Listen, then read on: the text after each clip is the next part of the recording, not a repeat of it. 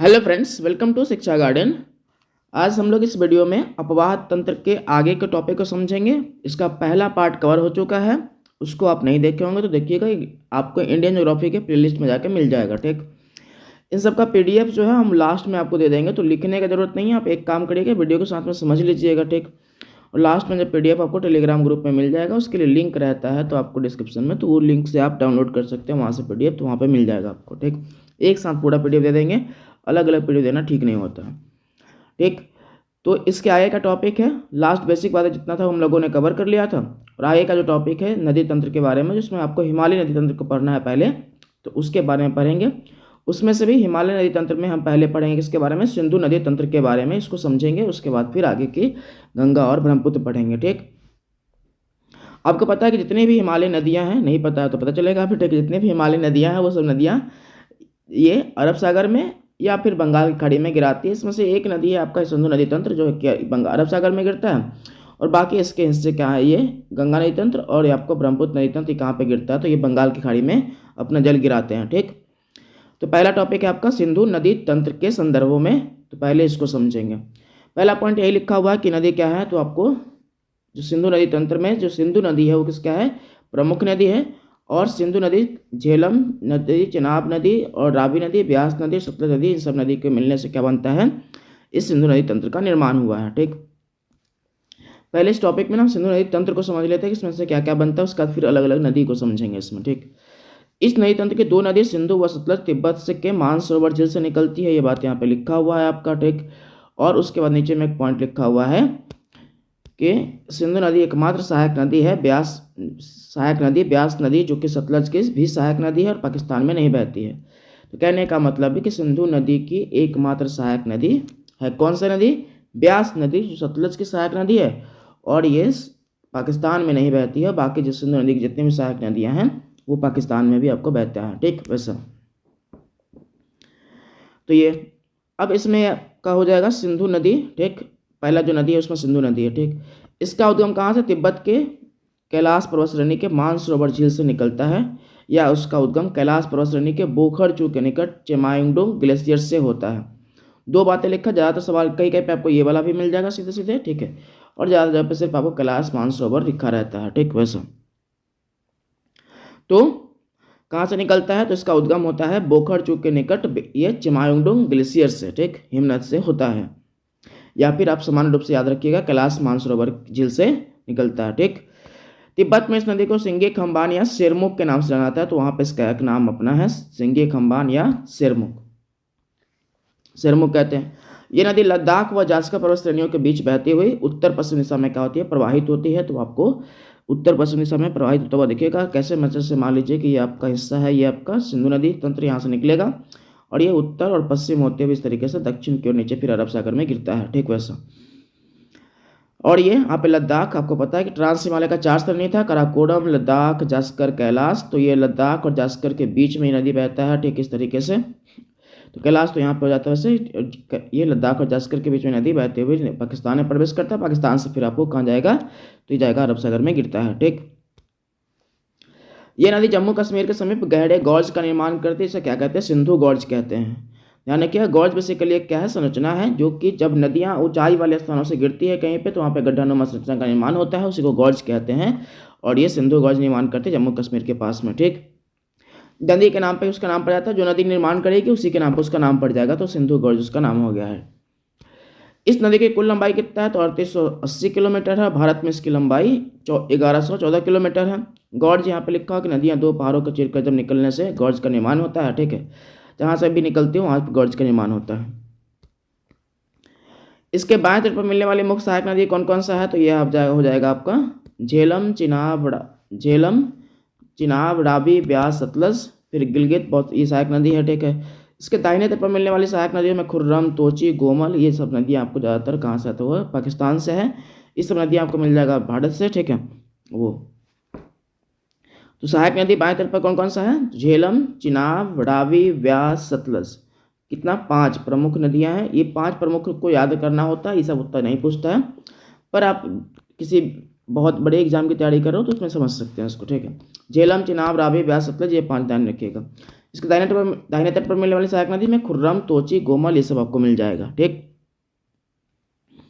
सिंधु नदी के बाएं तट पर पाकिस्तान के मिठानकोट में झेलम, चिनाब, रावी, ब्यास और सतलज नदियां पंचनद के नाम से मिलती है। ये ध्यान रखिएगा शब्द पंचनद के नाम से। कैसे देखिए समझिए, ये है आपका ये पूरा हो जाएगा भारत, और भारत में ही ये हिस्सा, ये यहाँ से निकला सिंधु नदी और ऐसे होते हुए यहाँ इधर गया।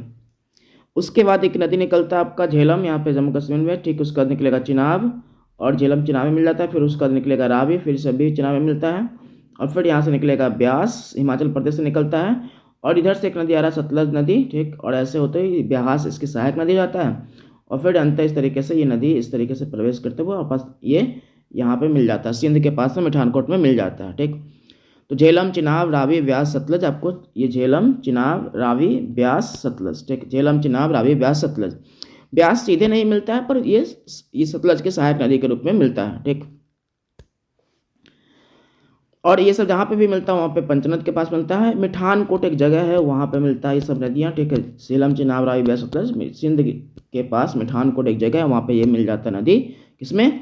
तो मिलता है सिंधु नदी में। ठीक। अगला पॉइंट हो जाएगा आपका क्या, भारत में नदी केवल लद्दाख क्षेत्र से बहती है। ये बात लिखा हुआ है। ठीक। ऊपरी वाले हिस्से में मिलता है तो लद्दाख ही हो जाएगा। सिंधु नदी के दाएं तट पर लेह स्थित है। ठीक है। और सयोक नदी लद्दाख में सिंधु नदी के दाहिने तट पर मिलती है। मतलब उससे ऊपर में जो दाहिने तट पर मिलने वाले सहायक नदी देखे थे, ठीक है, वो सब नदी क्या है, तो वो आपको पाकिस्तान में मिल जाएगा। ये जो सयोक है बेसिकली भारत में सिंधु नदी के सहायक नदी के रूप में, और कहाँ पे भी, उसमें भी लद्दाख में मिलता है। ठीक। वैसा अगला आपका झेलम नदी। झेलम नदी में क्या है, यह नदी पीर पंजाल के गिरिपद बेड़ीनाग झरने से निकलती है। बेड़ीनाग या कहीं पे शेषनाग लिखा रहेगा तो याद रखिएगा। उस झरने से निकलेगा कौन सी नदी? झेलम नदी। श्रीनगर नदी के किनारे पर बसा हुआ शहर है। ये बात ध्यान रखिएगा, सवाल पूछता है श्रीनगर किस नदी के किनारे पर बसा होता है, ये झेलम किनारे पर। और ये नदी सिंधु की सहायक नदियों में सबसे छोटी सहायक नदी मानी जाती है। यह नदी जम्मू कश्मीर में वुलर झील से होते हुए पाकिस्तान में चिनाब नदी में मिल जाती है। किशन गंगा परियोजना इस नदी पर बनाया गया। ठीक। और यह हिमालय क्षेत्र में बहने वाली एकमात्र नदी है जो विसर्पण करती है। ठीक। और विसर्पण का मतलब क्या होता है बताते हैं आपको। ठीक है। अगला पॉइंट है आपका कि झेलम नदी में अनंतनाग से बारामूला तक क्या होता है, नौकायान होता है। ठीक है। क्या होता है? नौकायान होता है। पहली बात तो ये कि किसकी सहायक नदी है, तो ये सिंधु की सहायक नदी है। ठीक है। कहाँ से निकलती है, तो शेषनाग से निकलती है। ठीक। या वेरीनाग झरने से निकलती है। और अंत आपको चिनाब के माध्यम से कहाँ मिलेगा, सिंधु में मिलेगा। विसर्पण का मतलब ये होता है, इसमें एक और बात लिखो कि सिंधु की एकमात्र सहायक नदी है, सबसे छोटी सहायक नदी है। ठीक है। मतलब जितने भी सहायक नदी सिंधु की उसमें छोटी सहायक नदी है। इस आधार पे आप ब्यास को आप इनडायरेक्टली मान सकते हैं किसकी सहायक नदी है, तो वो आपको सतलज की सहायक नदी है। इस तरह से आपको कम उसका लंबाई होने के बावजूद भी उसको नहीं माना जाता छोटा, क्योंकि ये सतलज में मिलता है वो। ठीक। वैसा एक बात तो ये जो विसर्पण शब्द लिखा हो कि विसर्पण कैसे करती है, तो बेसिकली है क्या, हिमालय क्षेत्र में विसर्पण करना संभव होता नहीं है नदियों के संदर्भों में। क्यों, समझिएगा। विसर्पण का संबंध वैसे क्षेत्रों से है जहाँ पे वो मैदानी क्षेत्र संरचना हो तो। ठीक है। जैसे मान लीजिए कि नदी ऐसे बह रहा था। ठीक। ऐसे बह रहा था, और विसर्पण का मतलब था कि नदी ऐसे नहीं बह के ऐसे, फिर ऐसे ऐसे बहता है। ठीक है। इस तरीके से बहता है। अब चूंकि ये इस तरीके से बहने के लिए नदी के में कटाव होना जरूरी है। नदी वाले क्षेत्रों में क्या हुआ है, कटाव होना जरूरी है। ठीक। पर यहाँ पे हुआ है कटाव नहीं। ठीक है। यहाँ पे क्या, जहाँ पे हिमालय क्षेत्र होगा वहाँ पे कटाव तो हो नहीं पाएगा उतना अच्छे तरीके से, क्योंकि वो बहुत कठोर संरचना होता है। ठीक। इसलिए वहाँ पे नदियाँ क्या होते हैं, विसर्पण नहीं कर पाती, वो एक रेखा में चलती है। ठीक है। पर विसर्पण का मतलब इस तरीके से नदियों का मूव होकर चलना क्या कहलाता है, विसर्पण कहलाता है। ठीक। अब ये जो नदियाँ हैं बेसिकली हिमालय में जो घाटी वाले क्षेत्रों में बहती है नदियाँ कुछ। ठीक है। जहाँ जहाँ पे घाटी है उन क्षेत्रों में ज़्यादातर नदियाँ बहती है। तो घाटी वाला जो क्षेत्र है वो पहाड़ी क्षेत्रों की तुलना में थोड़ा सा ठीक स्थिति में होता है, कि भाई कमजोर स्थिति में होता है, तो उसको काटना थोड़ा आसान है। तो इस तरह से वो विसर्पण कर पाती है उन क्षेत्रों में। ठीक। वैसा झेलम नदी में अनंतनाग से बारामूला तक नौकायान किया जाता है इस नदी में। ठीक। तो ये आपको याद ध्यान रखना है। अगला पॉइंट हो जाएगा, अगला जो नदी हो जाएगा उसका नाम क्या है, चिनाब नदी नाम है। ठीक। तो सिंधु नदी के सहायक नदियों में भारत की जो सहायक नदी है इसमें झेलम, चिनाब, रावी, ब्यास, सतलज। झेलम, चिनाब, रावी, ब्यास, सतलज। ठीक। ये सब सहायक नदियाँ किसमें, सिंधु नदी में अंततः मिल जाता है। ठीक।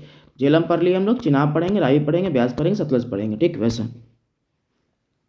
तो ये नदी हिमाचल प्रदेश के बारालाचा दर्रे के समीप से निकलती है। ठीक है। तो बारालाचा के समय से आपको निकलेगा कौन सा नदी, तो ये नदी निकलेगा आपको, ठीक। उसमें ये नदी आपका ये दो धाराओं के मिलने से बनता है, चंद्रा और भागा नामक दो सरिताओं के मिलने से ये नदी का निर्माण होता है। किस नदी का? चिनाब नदी का। चंद्रा और भागा दो सरिताएं हैं, उसके मिलने से, सरिताओं का मतलब यहाँ पे होता है धाराएं, ठीक है, नदी की धाराएं से एक धारा और एक धारा, ठीक। इस तरीके से दो धारा होते हैं, एक चंद्रा एक भागा, और इन दोनों के मिलने से आगे चल के क्या बनेगा? तो चिनाब नदी का निर्माण होगा, ठीक। वैसा यह सिंधु नदी की सहायक नदियों में सबसे बड़ी सहायक नदी है, ठीक। ध्यान रखिएगा, ये सवाल पूछता है कि सिंधु नदी की सहायक नदियों में सबसे बड़ी सहायक नदी कौन सा है? तो सबसे बड़ी सहायक नदी में आपका आ जाएगा क्या? तो यह जाएगा चिनाब नदी, ठीक। ये सवाल पूछता है, ध्यान रखिएगा। इसका जो लंबाई आपको पूरा मिल जाएगा वो 1180 किलोमीटर लंबाई है। चाहे तो आप यहाँ पे लिख सकते हैं 1180, ठीक है, सॉरी 11 नहीं 1180 किलोमीटर, ठीक। 1180 किलोमीटर इसकी ये लंबाई है, और सिंधु की सबसे बड़ी सहायक नदियां हैं। सवाल पूछता है, ध्यान रखिएगा। सलाल, दुलहस्ती, बगलियार बांध, ये सब क्या है? इसी नदी पर बनाया हुआ है। बांध आप जानते हैं क्यों बनाते हैं? एक टर्म पढ़िएगा आप आगे चल के, बहुउद्देशीय परियोजना, ठीक है।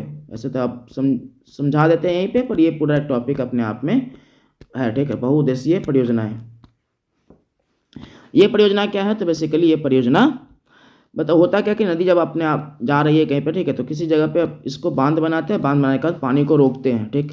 इसको इंग्लिश में बोलते हैं मल्टीपर्पस प्रोजेक्ट, ठीक है, मल्टीपर्पस प्रोजेक्ट। इसका उद्देश्य क्या है? तो बांध बनाएंगे, बांध बनाने के कारण से क्या होगा? यहाँ पे पानी रुकेगा, पानी से क्या होगा? आसपास के शहरों में सप्लाई पीने के लिए, ठीक, शहरों में सप्लाई करेंगे, सिंचाई के लिए उपयोग करेंगे इस पानी का, ठीक। उसके बाद यहाँ पे पर्यटन होगा। आप 2-4 को बोट ला के रख दीजिए, 2 लोग, मतलब 2 लोग 3 लोग जितने भी लोग हैं सब लोग क्या करेंगे? नौकायान करते रहेंगे, दिन भर घूमते रहेंगे, ठीक। वैसा तो पर्यटन हो जाएगा, सिंचाई हो जाएगा, शहरी क्षेत्रों में ये पीने योग्य पानी हो जाएगा।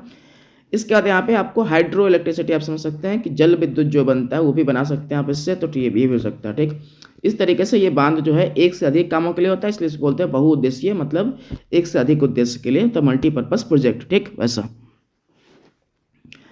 तो किशनगंगा परियोजना आप ऊपर में देखें हैं झेलम नदी पे, यहाँ पे सलाल, दुलहस्ती और बगलियार बांध इस नदी पे आपको मिलेगा, ठीक। अगला नदी का नाम क्या है? तो रावी नदी है।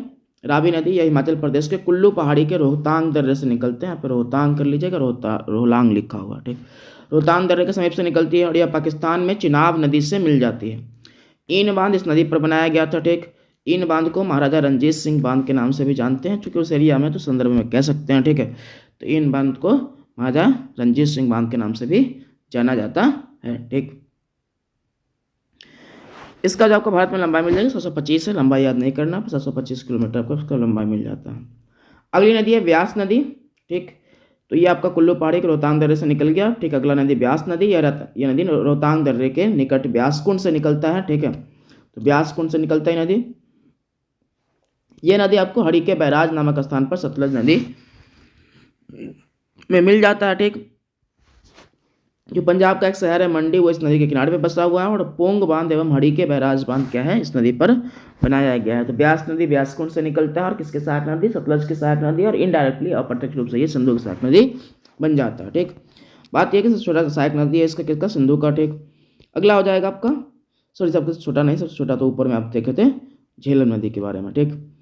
सतलज नदी ये हो जाएगा आपका, ये नदी तिब्बत में मानसरोवर के निकट राक्षस ताल या राकस ताल झील से निकलती है।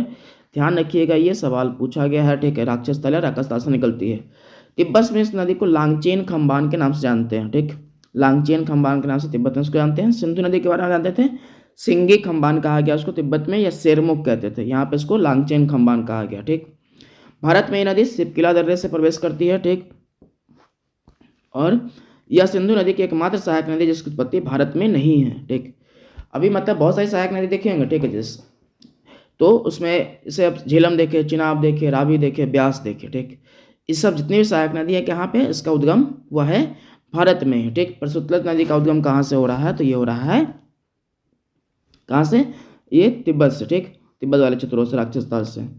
अब बात यह कि सिंधु नदी की और भी सहायक नदी जो दूसरे देश से भी मिलेगा, ठीक है, पाकिस्तान से मिलेगा, तो पाकिस्तान का, पर ये कहने कि भारत की जितनी भी सहायक नदी मिलता है उसमें से ये जो नदी है इसका उद्गम कहाँ होता है? तो चीन से होता है, ठीक। वैसा भाखड़ा नंगल बांध इस पंजाब में इस नदी पर बनाया गया है, ये बातें आपको यहाँ पे लिखा हुआ है, ठीक है। यह भारत में पंजाब तथा हिमाचल प्रदेश में बहती है।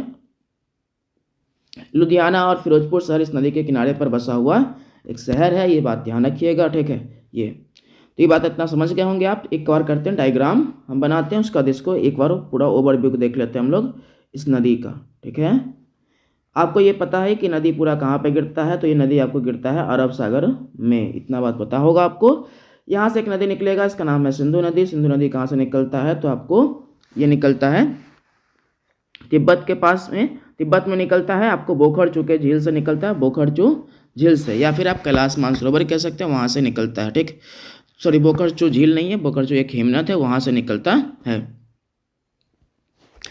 तो ये नदी आपको वहाँ से निकल जाएगा। उसके बाद हो जाएगा कि इसमें एक सहायक नदी हो जाएगा झेलम। झेलम कहाँ से निकलता है, तो झेलम आपको बेसिकली इस वाले हिस्सा में, जम्मू कश्मीर वाले में आपको वेरीनाग झील से निकलता है, वहाँ से निकलता है, ठीक। उसके बाद एक नदी आपका चिनाब नदी हो जाएगा। चिनाब नदी कहाँ से निकलेगा, तो ये निकलेगा आपको हिमाचल प्रदेश के बारालाचा दर्रे के समीप से, ठीक। एक ये नदी आपको क्या बनता है, ये नदी बेसिकली दो धाराओं के मिलने से बनता है। चिनाब नदी चंद्रा और भागा धाराओं के मिलने से बनता है, ठीक। और ये एक बार इसके बारे में कथन ये है कि सिंधु की सबसे बड़ी सहायक नदी है, ठीक। और इसके झेलम के बारे में क्या है कि ये छोटी सहायक नदी सिंधु की, ये बात आपको पता है। अगला हो जाएगा आपका रावी। रावी बेसिकली निकलता है क्या, तो रोहतांग दर्रे के पास से निकलता है, ठीक है, हिमाचल प्रदेश में ये नदी। दूसरा हो जाएगा आपका क्या, ब्यास। ब्यास बेसिकली ये आपको निकलेगा ब्यास कुंड से, रोहतांग दर्रे के पास से ये भी निकलता है ब्यास कुंड से। और ये बेसिकली सहायक नदी है किसका, तो ये सतलज की सहायक नदी है, ठीक। उसके बाद हो जाएगा आपका सतलज नदी निकलेगा कहाँ से, राकस ताल से निकलता है, और ये आपको बहते हुए इस तरीके से पंजाब में यहाँ पे मिल जाएगा, इसमें मिल जाएगा ब्यास नदी। और अंत ये सिंध के पास में मिठानकोट में सभी नदियाँ कहाँ मिलता है, सिंधु नदी में मिल जाता है, ठीक।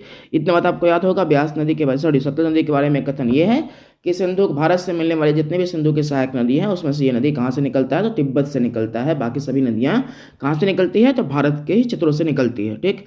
इस बात आपको याद रहेगा। चिनाब सबसे बड़ी सहायक नदी है, ये बात ध्यान रखिएगा, ठीक। इस तरीके से सब बात ध्यान रखना। अब इसमें सिंधु नदी जल समझौता हुआ, वो किस तरीके का हुआ देखिए इसको। सिंधु नदी जल समझौता 1960 में हुआ, ठीक। और समझौता जब भी होता है तो इसमें संबंध क्या है, तो जल का उपयोग कौन कितना करेगा, इसके पानी का उपयोग कितना कौन करेगा, कौन सा देश करेगा, भारत ज़्यादा करेगा या पाकिस्तान ज़्यादा करेगा, इस संदर्भों में समझौता होता है। 1960 में वर्ल्ड बैंक की ये मध्यस्थता में क्या हुआ, समझौता हुआ। और इसमें 3 नदी सिंधु, झेलम, चिनाब, इसके संदर्भों में कहा गया कि 3 नदी से हम बनाते हैं आपके डायग्राम देखिए, सिंधु, झेलम, चिनाब, रावी, ब्यास, सतलज, ठीक, इस तरीके से। और ये सब मिल जाएगा यहाँ पे सिंधु में। इसमें कहा गया 3 जो नदी है, सिंधु, झेलम और चिनाब, ठीक, इन 3 नदियों का पानी भारत करेगा 20% प्रयोग और पाकिस्तान करेगा 80% प्रयोग, ठीक। भारत 20%, भारत, और ये पाकिस्तान 80%। और उसका बच गया ये 3 नदी, ठीक है, रावी, ब्यास, सतलज। इन 3 नदियों का प्रयोग करेगा भारत 80% पानी का और पाकिस्तान करेगा 20%, ठीक। इस तरीके से यही समझौता में बात वहाँ पे लिखा हुआ है। आप बोलेंगे सर इतना इज्जत क्यों देना आपने को, ठीक है। देखिए नदी का संबंध जो है अलग अलग देशों से होता है। आप किसी नदी का जल किसी दूसरे देश के लिए रोक देंगे, ठीक है, तो दूसरा देश भी तो आपके लिए रोक सकता है, ठीक है। जैसे ब्रह्मपुत्र नदी आता है, सिंधु नदी आता है, ठीक। उसके अलावा सतलज नदी आता है, कहाँ से आता है, तिब्बत से आता है, तीनों नदियाँ, ठीक है, चीन वाले क्षेत्रों से आता है। चीन कल को कह दे कि भाई हम यहाँ ही पानी रोक देंगे, तुम क्या करोगे प्रयोग करके, ठीक। वैसे तो जब भी बात आता है अंतर्राष्ट्रीय स्तर पे तो हम उसमें समझौता के माध्यम से काम करते हैं, ये नहीं कि ज़बरदस्ती के माध्यम से काम करेंगे। ज़बरदस्ती से के माध्यम से काम करेंगे कि भाई नहीं हमारा मन कर रहा है कि हम बंद करना चाहते हैं तो ऐसे करेंगे, तो फिर कोई दूसरा देश भी आपके लिए बंद कर देगा, तो उस तरीके से काम हो नहीं पाता है, ठीक। तो अंतर समझौता एक जरूरी है, ठीक। तो 20% और 80% इस तरीके से, और 80% और 20% आपको देखने को मिल रहा है, ठीक है। नीचे में लिखा हो लंबाई के आधार पर सिंधु नदी की जो सहायक नदी है भारत में, उसके लंबाई के आधार पर घटते क्रम है, ठीक। तो उसमें पहला हो जाएगा चिनाब, उसके बाद हो जाएगा सतलज, उसके बाद रावी, झेलम, ब्यास, ठीक। वैसा ब्यास सबसे छोटी तो है पर ये सतलज नदी की सहायक नदी। तो ऊपर में जो आपको एक बात लिखा हुआ था, ठीक है, कि झेलम है इसकी सबसे छोटी सहायक नदी है, तो वो इस संदर्भ में डायरेक्ट रूप से मिलती है, उस संदर्भों में कह सकते हैं इसके संबंध में, ठीक। वैसा अगला आपको बात करेंगे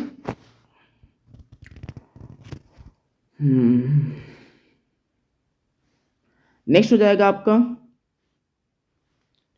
ये गंगा नदी तंत्र, ठीक। हिमालय से निकलने वाली जो नदियां उसमें एक आ जाएगा गंगा नदी। तो अगला हिमालय नदी में कौन सा मिल जाएगा आपको, को गंगा मिल जाएगा, ठीक है, गंगा नदी तंत्र मिल जाएगा, ठीक। अब इसमें देखिए क्या है, तो गंगा नदी तंत्र ये थोड़ा सा जटिल मामला है, इसको समझते हैं हम लोग पहले ठीक ठाक तरीके से। पहले एक बार हम लोग लाइन पढ़ लेते उसके बाद समझेंगे इसको कि क्या कहाँ पे है। ठीक, तो लाइन देखिए क्या है, 1 मिनट इसको वापस देखिए। ये कह रहा है कि देव प्रयाग में 2 नदियां भागीरथी तथा अलकनंदा के मिलने से क्या बनता है, गंगा नदी का निर्माण होता है। बांग्लादेश में प्रवेश करने से पहले ये नदी पश्चिम बंगाल में 2 धाराओं में बढ़ जाती है। ठीक, जिसमें एक को हुगली तथा दूसरे को बंगाल, ये बांग्लादेश की धारा को पद्मा कहते हैं। जो बांग्लादेश में प्रवेश करता है उसको क्या कहते हैं, पद्मा कहते हैं। ठीक, बांग्लादेश में इसमें जमुना नदी मिलती है, जमुना मतलब ब्रह्मपुत्र, जिसका नाम बांग्लादेश में जमुना हो जाता है। ठीक है, तो भी इसे पद्मा के नाम से ही जानते हैं। और आगे जब इसमें मेघना नदी मिलती है, जो कि बराक नदी है, जो मणिपुर से निकलता है, ये नदी मिलती है, तो इसके आगे क्या हो जाता है, इसका नाम पड़ जाता है मेघना के नाम से जानते हैं। और अंत यह नदी मेघना के नाम से बंगाल की खाड़ी में गिरती है। इतना बात आप समझ गए होंगे। ठीक ठीक, अब अगला जो बात इसमें ये है कि इस तरह से जो आपको पॉइंट्स में है उसको समझना कैसे, क्या है। हम एक बार लाइन तो पढ़ दी है, पर इसमें समझिए क्या है। ये जो आपका है, पहली बात ये ध्यान रखिएगा कि जो नदी है, सहायक नदियाँ, जैसे मान लीजिए कि एक मुख्य नदी आ रहा है, ठीक, उसमें एक सहायक नदी मिला। इस नदी का जल ग्रहण क्षेत्र, ठीक है, बड़ा है, तो इसी का नाम आगे कंटिन्यू होगा। ठीक, एक नदी है आपका ए, मान लीजिए कि इस नदी का नाम है ए, इसमें आगे चल के एक बी नाम की नदी मिला। इसका आगे क्या नाम रहेगा इसके मिलने के बाद, वो डिसाइड करेगा कि किसका जल ग्रहण क्षेत्र बड़ा है। मान लीजिए कि ए का जल ग्रहण क्षेत्र बड़ा था, बहुत अधिक बड़ा था, ठीक है, इसकी तुलना बी के तुलना में, तो आगे भी इसका नाम ए ही रहेगा। ठीक, पर यदि बी बड़ा हो जाएगा तो इसका आगे नाम बी हो जाएगा। ठीक, वैसा इसी जगह से आप नाम क्या हो जाएगा, बी हो जाएगा इसका नाम, यदि बी का जल ग्रहण क्षेत्र बड़ा होगा तो। ठीक, इस तरीके से काम होता है, नाम आपको बदलता हुआ दिखेगा। ठीक, अब इसमें जो है कि कैसे नदी ये बना है उसके संदर्भों में देखिए क्या क्या है। यहाँ से निकला भागीरथी एक नदी है, ठीक, जो कि निकलता है कहाँ से आपको, तो एक ग्लेशियर है, आपको उसको बोलते हैं गंगोत्री ग्लेशियर, वहाँ से निकलता है भागीरथी नदी। ठीक, उसके बाद एक अलकनंदा है, अलकनंदा लिख लीजिएगा, अलकनंदा नहीं रहता है, अलकनंदा। और इन दोनों नदियाँ जब मिलेगा, कहाँ पे मिलेगा, प्रयाग में, तो उसके बाद इसका नाम पड़ जाएगा गंगा। ठीक है, और ये गंगा आगे चल के हुगली और पद्मा में बढ़ जाता है, और पद्मा में फिर आके मिलेगा कौन सी, जमुना नदी, और फिर इसी में आगे आके जाके मिलेगा मेघना नदी, और अंत ये कहाँ हो जाएगा, मेघना के नाम से बंगाल की खाड़ी में गिर जाएगा। ठीक, इसको फिर से हम बना के आपको दिखा देते हैं। जैसे मान लीजिए ये भारत आपका है, ठीक, ये भारत, यहाँ से एक नदी निकला इस तरीके से। अब पश्चिम बंगाल में आने का 2 भागों में बट गया है। ठीक है, एक भाग जो बांग्लादेश में प्रवेश किया उसको पद्मा कहते हैं, और एक भाग जो आपको यहाँ पे जो हुगली जो कोलकाता के आसपास से ही निकला, बांग्लादेश में वापस से यहाँ पे बंगाल की खाड़ी में गिरा, इसको बोलते हैं कि ये क्या है, हुगली है। ठीक, वैसा ऊपर में गंगा था आपको, ठीक है, यहाँ पे उत्तराखंड में ही दोनों धाराएं आपको मिला था। ठीक है, उत्तराखंड में 2 धाराएं मिला, भागीरथी और अलकनंदा, इससे क्या बना है, तो गंगा बना। गंगा आगे चल के किस में बट गया, तो ये बट गया आपको हुगली, और इधर में जो बांग्लादेश में प्रवेश करेगा उसमें किस में बट जाए, ये हो जाएगा पद्मा, और पद्मा में आगे आके नदी मिलेगा, उसका नाम है बराक नदी। ठीक है, उसमें एक और नदी मिलता है जमुना नदी, जो कि ब्रह्मपुत्र की सहायक नदी, ब्रह्मपुत्र की सहायक नदी नहीं, ब्रह्मपुत्र है। ठीक है, ब्रह्मपुत्र का बांग्लादेश में नाम पड़ता है क्या, जमुना। ठीक, अब ये नदी मिलता है तो उसके बाद इसका नाम जमुना रहता है, और उसके बाद जब ये नदी मेघना रहता है, मेघना के बाद जब ये नदी क्या बनेगा, एक बार वापस से रिपीट करते हैं इसको। ये नदी आपका निकला अलकनंदा और एक भागीरथी। ठीक है, अलकनंदा भागीरथी दोनों आया तो गंगा बना प्रयाग में, देव प्रयाग में। ठीक, उसके बाद ये नदी जाएगा पश्चिम बंगाल है, पश्चिम बंगाल में 2 भागों में बटेगा, एक का नाम पड़ेगा हुगली, और एक जो बांग्लादेश में प्रवेश करेगा उसका नाम पड़ेगा पद्मा। ठीक, इतना समझ गया हम बात। पद्मा का नाम पड़ जाएगा, ये आपका पद्मा हो जाएगा। उसके बाद जो है इस नदी में एक और नदी मिलेगा बांग्लादेश में, उसका नाम पड़ जाता है जमुना। ठीक है, जो कि ब्रह्मपुत्र नदी का नाम है, और इसके नाम बाद में इसका नाम पद्मा रहेगा। आगे चल के इसमें एक नदी मिलता है मेघना, जो कि बराक नदी के नाम से मणिपुर से निकलता है, और अंत बांग्लादेश में उसका नाम मेघना रहता है, और आगे इसका नाम पड़ जाता है मेघना, और मेघना के नाम से क्या होता है, बंगाल की खाड़ी में गिरता है, इस तरीके से। ठीक, यही बात आपको नीचे में पॉइंट में लिखा हुआ है। ठीक है, ये डायग्राम भी बनाया हुआ ना, डायग्राम आप देख लीजिएगा। अब बात ये अगला पॉइंट ये है कि भाई अलग जो नदी निकलेगा, ठीक है, उसकी अलग अलग धाराएं हैं। ठीक है, जब नदियां निकलती है, ठीक, गंगा नदी बनने से पहले उसमें बहुत सारी नदी मिलेगा। ठीक है, और सबका अपना एक नाम होगा। ठीक, एक डिबेट जो हमेशा रहता है कि ये 2 गंगा ये धारा निकलेगा, विष्णु गंगा और धौली गंगा। ठीक, विष्णु गंगा और धौली गंगा। ठीक, और इसी विष्णु गंगा को इनडायरेक्टली अलकनंदा मानते हैं। ठीक है, इस बात पे बहुत डिबेट चलता है कि भाई क्यों माने अलकनंदा इनडायरेक्टली, तो इस तरीके से। तो यहाँ पे एक इसका हिमनद, इसको बोलते हैं माना हिमनद बोलते हैं। ठीक, सुतोपथ हिमनद और माना हिमनद, कहने का मतलब जब शुरुआती दौर में नदियाँ निकलती है तो एक है सतोपथ हिमनद और एक है माना हिमनद। ठीक, सतोपथ हिमनद से एक धारा निकला, उसका नाम है विष्णु गंगा, और जो माना हिमनद है उससे एक धारा निकला, उसका नाम पड़ा धौली गंगा। ठीक, ये जो विष्णु गंगा है इसी को इनडायरेक्टली क्या मान लेते हैं, अलकनंदा मान लेते हैं। कैसे मानते हैं, क्यों कहेंगे अलकनंदा? ठीक, क्योंकि अलकनंदा के संबंध में कहीं कहीं पे लिखा रहता है कि अलकनंदा निकलता है सतोपथ हिमनद से, पर हम ये भी जानते हैं कि सतोपथ हिमनद से विष्णु गंगा भी निकलता है। ठीक, तो ये आप इनडायरेक्टली अलकनंदा मान सकते हैं, इसको बहुत डिबेट में नहीं पढ़ना है। ठीक है, सामान्य रूप से अपना समझिएगा। ठीक है, कहीं पे या तो आप कह दें कि अलकनंदा और धौली गंगा के मिलने से क्या बना है, तो ये आगे अलकनंदा बनता है, फिर तो अलकनंदा मान ले उसको। ठीक, या फिर आप ऐसे कह सकते हैं कि विष्णु गंगा और धौली गंगा के मिलने के बाद क्या बना है, विष्णु गंगा और धौली गंगा विष्णु प्रयाग में मिला और इसका नाम पड़ गया क्या, अलकनंदा पड़ गया नाम। ठीक, एग्जाम्पल के तौर पर जैसे कि मान लीजिए कि आप भागीरथी की बात कर रहे हैं, भागीरथी कहाँ से निकलता है, गंगोत्री से निकलता है। ठीक, और देव प्रयाग में अलकनंदा से मिलता है और उसके बाद इसका नाम पड़ जाता है गंगा। ठीक, पर कहीं कहीं पे आप ये भी पढ़े हैं, कहीं कहीं पे जब गंगा नदी का नाम पढ़ते हैं तो उसके में लिखा रहता है कि गंगा नदी कहाँ से निकलता है, तो गंगोत्री ग्लेशियर से निकलता है। ठीक, फिर आप कहेंगे सर कैसे, तो फिर वही वाली बात कि इनडायरेक्टली आपको भागीरथी को गंगा मानना पड़ेगा आपको। ठीक, उसमें कोई उपाय नहीं है। तो उसी तरीके से यहाँ पे भी क्या है, सतोपथ हिमनद से आप विष्णु गंगा लाइए। ठीक, और यहाँ से माना हिमनद से आप लाइए धौली गंगा, और अंतर यहाँ पे विष्णु प्रयाग में ही दोनों धाराएं मिलेगी, उसका जिसका नाम पड़ जाएगा अलकनंदा। या फिर आप विष्णु गंगा को इनडायरेक्टली कह सकते हैं क्योंकि अलकनंदा के संबंध में कहा गया है कि अलकनंदा सतोपथ हिमनद से निकलता है। आप धौली गंगा को नहीं कह सकते। ठीक है, क्योंकि अलकनंदा के संबंध में ये नहीं कहा गया कि हाँ अलकनंदा आपको माना हिमनद से निकलता है, पर ये सतोपथ हिमनद से कहा गया तो हम इनडायरेक्टली विष्णु गंगा को मान लेते हैं। ठीक, वैसा नीचे में हमको लगता है कि लैंग्वेज आपको लिखा हुआ होगा। ठीक, तो विष्णु गंगा और धौली गंगा जब एक जगह पर मिलेगा तो इसको बोलेंगे विष्णु प्रयाग। ये सवाल बहुत बनता है, ध्यान रखिएगा, इसका सवाल बनता है। विष्णु गंगा और धौली गंगा जहाँ पे मिलता है वहाँ पे बनता है विष्णु प्रयाग। ठीक, और उसके आगे इस नदी का नाम अलकनंदा। अलकनंदा फिर आगे एक नदी मिलेगा उसको बोलेंगे नंदाकिनी, जहाँ पे भी नंदाकिनी मिलेगा उसको बोलेंगे नंद प्रयाग। ठीक, इसके आगे एक नदी मिलता है उसमें उसको बोलते हैं पिंडार नदी। ठीक, और पिंडार नदी जहाँ पे मिलेगा उसको बोलेंगे कर्ण प्रयाग।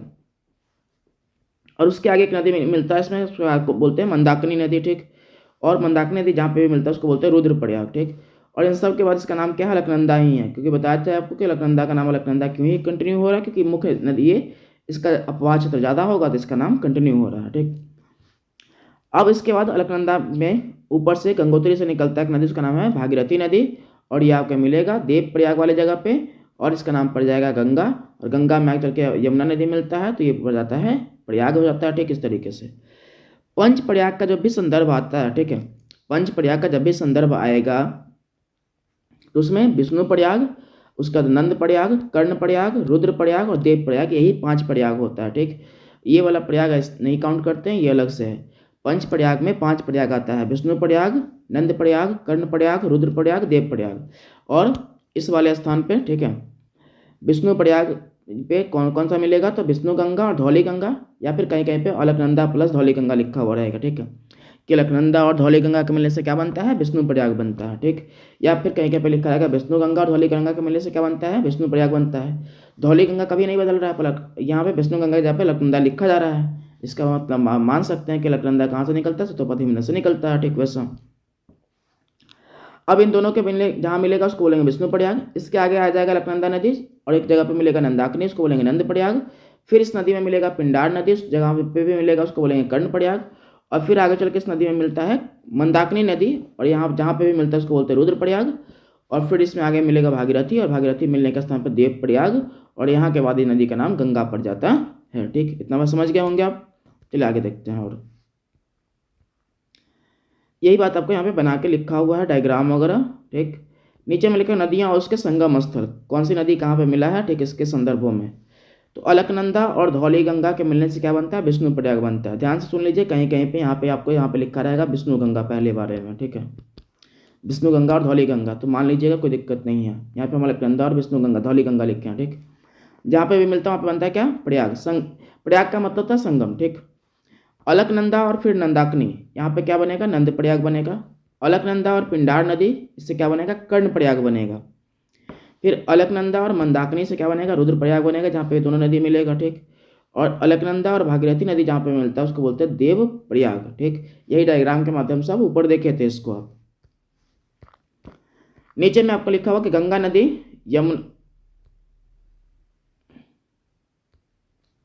गंगा नदी और यमुना नदी के संगम को प्रयाग कहते हैं और उपरोक्त पांच प्रयाग को पंच प्रयाग या पंच संगम के नाम से जानते हैं, जिसमें प्रयाग ये वाला नहीं आता है। अच्छा, यही प्रयाग आज के डेट में इलाहाबाद है, ठीक। आज तो प्रयागराज हो गया है, पर बीच में इसका नाम इलाहाबाद था, ठीक है।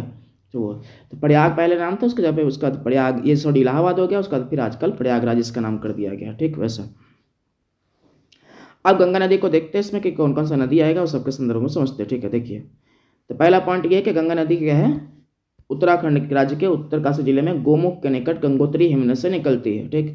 गंगोत्री से यह नदी भागीरथी नाम से निकलती है और जब देवप्रयाग में इसमें अलकनंदा नदी मिलती है तो उसके बाद इसका नाम क्या पड़ता है, गंगा पड़ जाता है, ठीक।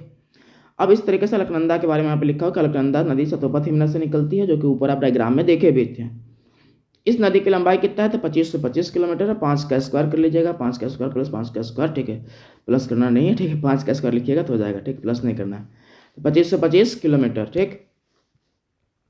इसके संदर्भ में ये कहा गया कि भारत की सबसे बड़ी अपवाह तंत्र वाली नदी है, ठीक। भारत की सबसे बड़ी अपवाह तंत्र वाली नदी है ये आपका, ठीक है। इसके दाहिने तट पर मिलने वाली सहायक नदी में क्या हो जाएगा, यमुना, सोन, दामोदर, ठीक। अभी बात समझिएगा, दाहिना और बायां कैसे बनता है। तो मान लीजिए कोई नदी है जिसका ओरिजिन यहाँ पे इस पॉइंट से ओरिजिन है इसका, ठीक, ओरिजिन है, और ये नदी डायरेक्शन में जा रहा है। इसका डायरेक्शन क्या है, इस तरीके से है।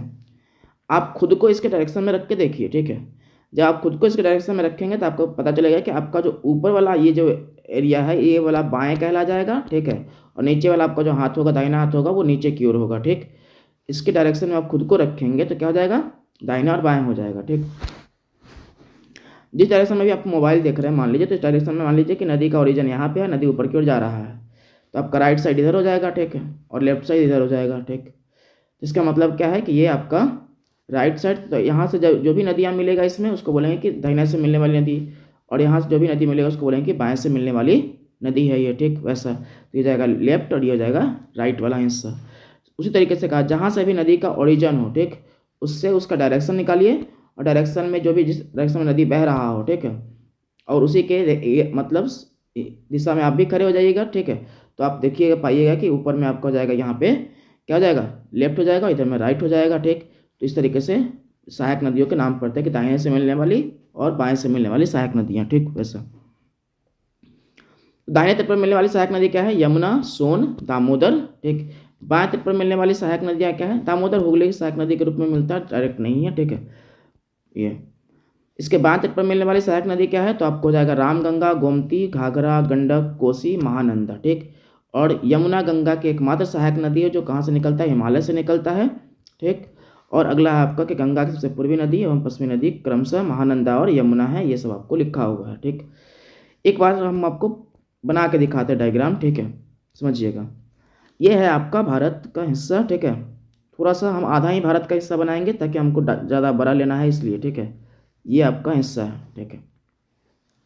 यहाँ से नदी निकला और इस तरीके से आगे आगे चल के कहाँ बांग्लादेश में सॉरी पश्चिम बंगाल में आगे जाके बढ़ जाएगा, ठीक है। वैसा इसमें से यमुना एक सहायक नदी निकला इधर से है, ठीक। एक नदी मिलेगा सोन नदी पटना के पास में, ठीक। ये आपका बिहार हो जाएगा, मान लीजिए कि बिहार और ये यूपी वाला हिस्सा है, ठीक। वैसा तो यहाँ पे आपको मिल जाएगा यमुना, यहाँ पे मिल जाएगा सोन नदी, इस तरीके से। अब इसकी और भी सहायक नदी कौन कौन सा हो जाएगा, ठीक है। तो यहाँ पे रामगंगा, गोमती, घाघरा, गंडक, ये सॉरी ज़्यादा इधर बना दिए हम, इसको बिहार में बनाना अपने को, ठीक है। तो बिहार ही को थोड़ा बड़ा कर लेते हैं, यहाँ बिहार हो जाएगा आपका। तो रामगंगा, गोमती, घाघरा, गंडक, कोसी और महानंदा ये नदी है इसकी सहायक नदी, ठीक। और इधर से आपको यमुना हो जाएगा, सोन हो जाएगा बिहार में, और दामोदर हो जाएगा एक नदी इसकी सहायक नदी, ठीक। इस तरीके का तो रामगंगा, गोमती, घाघरा, गंडक, कोसी, महानंदा, ठीक। और इससे नीचे में जो लाइन लिखा उसमें यह है कि जो यमुना सहायक नदी है एकमात्र, ठीक है, जो दाहिने तट पर मिलती है, किस तट पे, दाहिने तट पे मिलती है, वो सिर्फ कहाँ से निकलता है, हिमालय से निकलता है। दाहिने तट पर इसके मिलने वाली जो सहायक नदियाँ हैं वो एकमात्र नदी है यमुना जो हिमालय से निकलता है, बाकी सभी नदियाँ कहाँ, पठारी क्षेत्रों से निकलता है, ठीक। पर बाएं तट पर मिलने वाली सभी नदियाँ तो निकलता ही है आपको हिमालय से, इसमें कोई दिक्कत नहीं, ठीक। इसके सबसे पश्चिमी सहायक नदी, पश्चिमी मतलब जैसे सबसे पश्चिम में मिलता है, ठीक, वो सहायक नदी कौन सा है, तो वो है आपका यमुना। और सबसे पूर्वी सहायक नदी कौन सा है, ये है आपका महानंदा, ठीक है, महानंदा। ध्यान रखिएगा सवाल पूछता है कि बाएं तट पर मिलने वाली अंतिम सहायक नदी कौन है, ठीक। बाएं तट पर मिलने वाली गंगा की अंतिम सहायक नदी कौन है? तो ये हो जाएगा महानंदा। ठीक, ये याद रखिएगा। आगे देखिए आपका क्या है पॉइंट। यमुना गंगा की एकमात्र सहायक नदी जो हिमालय से निकलती है और दाएं तट पर मिलती है। ठीक है, गंगा की सबसे पूर्वी नदी एवं पश्चिमी नदी क्रमशः महानंदा और यमुना है। ठीक है, तो पूर्वी नदी क्या हो जाएगा? महानंदा, और पश्चिमी नदी क्या हो जाएगा? यमुना। ठीक, और ये मिलने के संदर्भों में है, तो यमुना मिलता है आपको किस तट पे? दाहिने तट पे, और जो महानंदा है वो बाएं तट पे मिलता है। ये नदी 5 राज्यों से होकर गुजरेगा। ठीक है, उत्तराखंड, उत्तर प्रदेश, बिहार, झारखंड, पश्चिम बंगाल। झारखंड में जिसका जो विस्तार है वो कुछ इस तरीके का, जैसे मान लीजिए ये आपका बिहार का मैप हो गया। ठीक है, ये बिहार का मैप हो गया। अब बिहार में गंगा नदी इस तरीके से प्रवेश करता है। ठीक, ऐसे आपको निकलेगा। और ये जो एरिया आप पूरा देख रहे हैं झारखंड का एरिया इस तरीके से, तो झारखंड में इतना जगह पे प्रवेश करता है नदी। ठीक, तो इसलिए राज्य तो काउंट होगा ही ना। तो उत्तराखंड, उत्तर प्रदेश, बिहार, झारखंड, पश्चिम बंगाल में ये नदी आपको बहेगा। ठीक, इस नदी को 2008 में राष्ट्रीय नदी घोषित किया गया है, ये बात आपको पता है, होना चाहिए। ठीक है, इस नदी के डॉल्फिन को भारत का राष्ट्रीय जलीय जीव घोषित किया गया। डॉल्फिन मिलता है इसमें, इसको जलीय जीव कहते हैं, राष्ट्रीय जलीय जीव कहा गया है इसको। अगला हो जाएगा आपको, उत्तराखंड उच्च न्यायालय ने गंगा व यमुना को जीवित मानव का संज्ञा घोषित किया है। ठीक, और जीवित मानव संज्ञा घोषित करने से ये होता है कि इस नदी के साथ आप कुछ भी छेड़छाड़ करेंगे, ठीक है, ताकि जिस तरीके से मानव के साथ छेड़छाड़ करने पर कार्रवाई होगा उस तरीके की कार्रवाई होगा आपके ऊपर इस नदी को छेड़छाड़ करने में। ठीक है, और छेड़छाड़ करने का मतलब किसी तरीके से इस पर कंस्ट्रक्शन करना, कोई गलत तरीके से अवैध कर कोई चीज़ को बहाना इसके अंदर में, तो उस तरीके का काम। उत्तराखंड उच्च न्यायालय ने गंगा व यमुना को जीवित मानव की संज्ञा दिया है। ठीक, इस किनारे पर बसा हुआ प्रमुख शहर कौन कौन सा? तो इलाहाबाद, कानपुर, बनारस, ये सब इसका प्रमुख शहर है। और कानपुर गंगा नदी के किनारे बसा हुआ सबसे बड़ा शहर है in the basis of population. ठीक है, जनसंख्या के बेसिस पे कानपुर गंगा नदी के किनारे बसा हुआ सबसे बड़ा शहर माना जाता है। ठीक है, अगला हो जाएगा आपका क्या?